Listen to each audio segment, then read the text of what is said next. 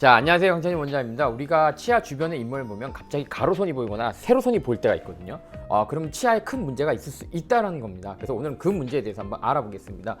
보통 이제 잇몸을 보다 보면 이렇게 가로축으로 잇몸에 줄이 가거나 또는 이렇게 세로축으로 잇몸에 줄이 가는 경우가 있습니다. 근데 환자분들이나 치과 의사들이 보통 이걸 조금 그냥 무시하고 넘기는 경우가 있거든요. 사실 이거는 치아에 좋지 않은 문제가 있다는 것을 얘기하는 것입니다. 그래서 오늘 이 문제에 대해서 한번 이야기해 보겠습니다.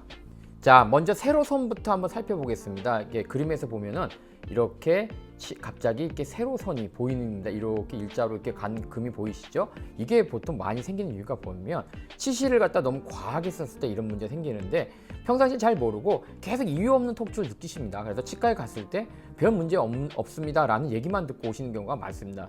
심지어는 10군데 치과에 가서도 요 문제라는 걸 발견을 못 하시고 너무 고생하셔서 하신 분들 계시거든요. 그래서 실제로 이 치실을 쓰다 보면 너무 이제 요즘 유튜브나 이런 데서 치실을 강조하다 보니까 치실을 쓰는 건 좋은데 너무 과하게 쓰셔가지고 잇몸을 이렇게 박타듯이 피자 한 판 가르듯이 이렇게 가른 분이 있거든요. 특히 이렇게 세로선이 보일 때는 내가 혹시 치실을 갖다 좀 더 강하게 쓰지 않는가를 먼저 살펴보셔야 됩니다. 자, 다음에 보이는 세로선은 약간 어떻게 보면 가로와 세로 그 중간쯤 되긴 하는데 일단 세로선이라고 명하겠습니다. 약간 이렇게 사선으로 이렇게 줄이 보일 때가 있거든요. 이때는 뭐냐면 보통 이제 부정교합이 있는 분들 또 갑자기 내가 운동을 갖다가 좀 과하게 했을 때 또 이를 갖다 꽉 무는 습관이 있거나 그랬을 때 또 이를 강하게 쓰는 사용도 있거든요. 그러면 이와 이 사이에 힘이 많이 가해지게 되면은 이론적으로는 이런 선이 생기는 게 아닌가라고 추측하고 있습니다. 물론 정확한 건 아니지만 그래도 우리가 이렇게 추측을 하고 있습니다. 그래서 이런 세로선이 보일 때는 내가 좀 더 단단한 음식을 좋아하거나 또 이 치아가 쉽게 말해서 유해한 힘을 많이 받는다고 보셔야 됩니다. 그래서 조금 이 문제에 대해서 자기 식습관에 대해서 좀 더 살펴보셔야 되는 겁니다. 자, 다음 세로선은 주로 어떻게 보이냐면요. 주로 그러니까 치아 어금니 쪽에서 많이 보이는 세로선입니다. 그래서 어금니 가운데를 갖다 이렇게 마치 한가운데를 가르듯이 이렇게 세로선이 생길 때가 있거든요. 이 얘기는 뭐냐면 이는 건강하면은 이렇게 뿌리와 뿌리 사이에 뼈가 차 있어야 되거든요. 이런 식으로.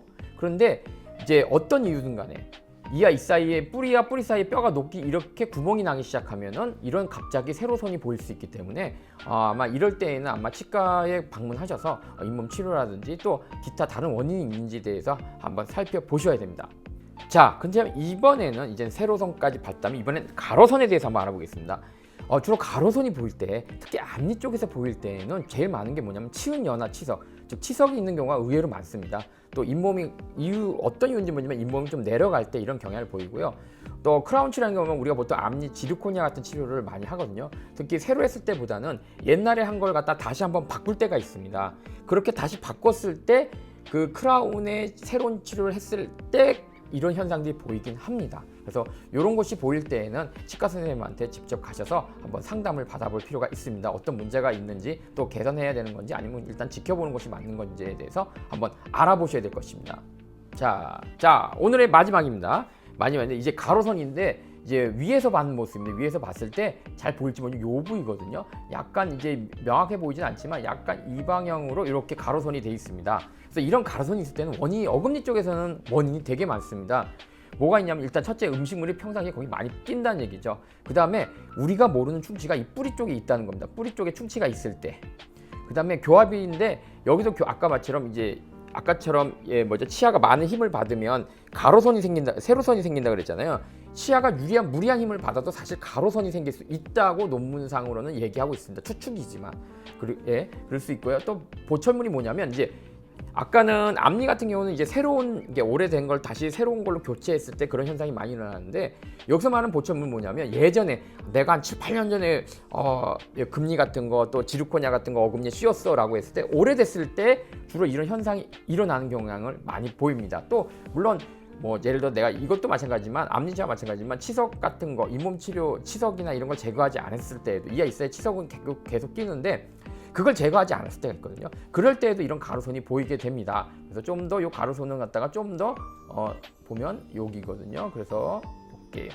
이렇게 보입니다. 그래서 이런 선이 보일 때는 좀 더 치과를 꼭 가셔야 됩니다. 기승전 치과에 간다는 얘기라 죄송하지만 합니다.